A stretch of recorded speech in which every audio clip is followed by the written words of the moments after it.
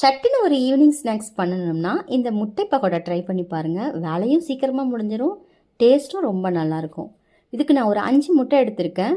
இது ஒரு 15 நிமிஷம் நல்லா வேக வச்சு எடுத்துகிட்டு இதோட ஓடெல்லாம் எடுத்துகிட்டு இதோட வெள்ளைக்கரு மட்டும்தான் நமக்கு தேவை, மஞ்சக்கரு தேவையில்லை. இந்த முட்டையை நல்லா பொடிசாக நறுக்கிக்கலாம்.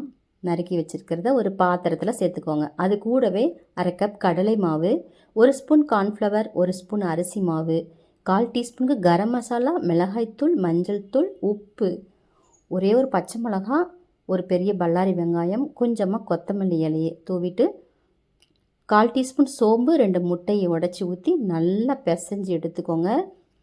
இப்போ ஸ்டவ் ஆன் பண்ணிவிட்டு கடாயில் நல்லா எண்ணெயை நல்லா காய வச்சு ஸ்பூனால் எடுத்து போடுங்க. நீங்கள் எந்த ஷேப்பில் போடுறீங்களோ அது அப்படியே தான் இருக்கும், அதோட ஷேப் மாறாது, மசாலாலாம் உதிராது. இது அப்படியே நல்லா பொரித்து எடுத்திங்கன்னா சூப்பரான சுவையான முட்டை பக்கோடா ரெடி.